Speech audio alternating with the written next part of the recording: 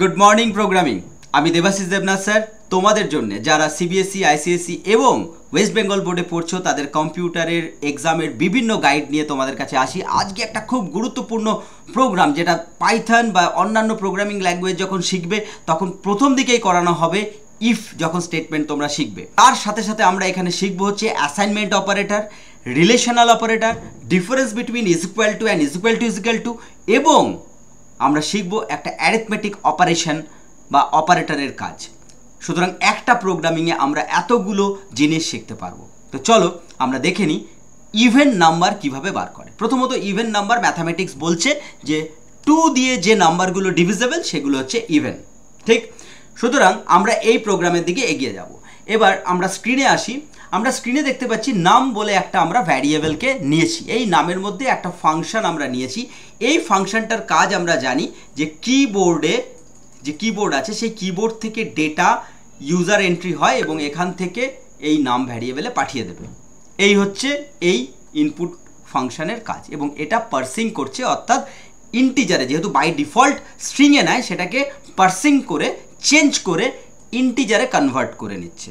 ঠিক আছে, তাহলে আমরা যখন কোনো 5 দেব বা 6 দেব বা 4 দেব তখন এই ভ্যারিয়েবলে এই ভ্যালুটা কিবোর্ড থেকে ইনপুট ফাংশনের মাধ্যমে চলে আসবে এবং এই এন্টার নাম্বার এটা স্ক্রিনে আমাদেরকে দেখাবে। আচ্ছা, এবার আমাদের মূল বিষয় কি? মূল বিষয় হচ্ছে যে এই যে ইজ ইকুয়াল টু রয়েছে, এই ইজ ইকুয়াল টুটাকে আমরা অ্যাসাইনমেন্ট অপারেটর বলবো।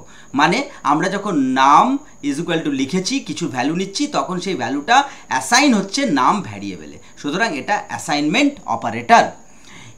এরপর আমরা ইফ স্টেটমেন্ট বলছে যে সিনট্যাক্স তো তোমরা জেনে গেছো এতদিনে, আমি শুধু ইফ স্টেটমেন্টের মেন উদ্দেশ্যটা বলে দিই। সেটা হচ্ছে ইফ স্টেটমেন্ট বলছে আমার যে এখানে ইফ স্টেটমেন্টে যে কন্ডিশনটা হচ্ছে সেই কন্ডিশনটা যদি ট্রু হয় তাহলে এই ইফ পার্টে থাকবে, যদি ফলস হয় তাহলে ও ফলস এলস পার্টে চলে যাবে। তার মানে এটা ট্রু পার্ট, সত্যি পার্ট, এবং এটা মিথ্যে পার্ট অর্থাৎ ফলস পার্ট।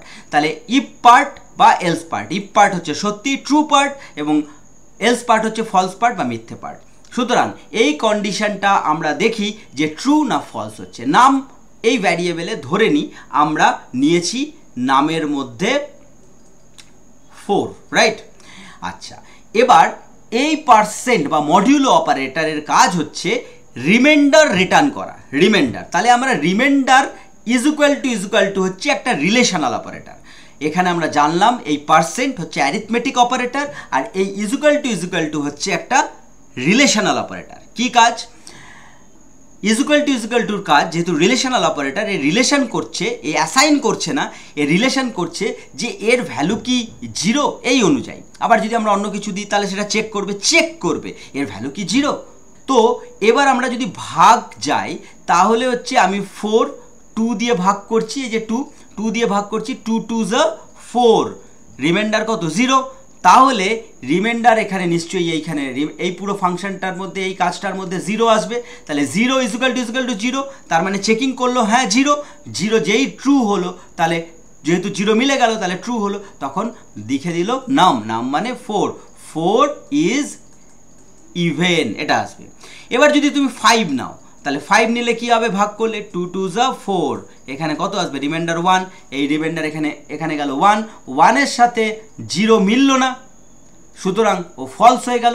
ফলস মানে এলস পার্ট, এখানে বলে দিল 5 ইজ অড নাম্বার। ঠিক আছে, তাহলে ইভেন অড আমরা এইভাবে বার করতে পারি এবং তার সাথে সাথে আমরা যে অপারেটরগুলো বুঝলাম সেই অপারেটরগুলোর কাজও খুব গুরুত্বপূর্ণ। প্রত্যেক টাইমে প্রোগ্রামিংয়ে তোমাদের কাজে লাগবে। অবশ্যই এই অপারেটর এবং এই প্রোগ্রামটা মনে রাখবে। এক্সিকিউট করি।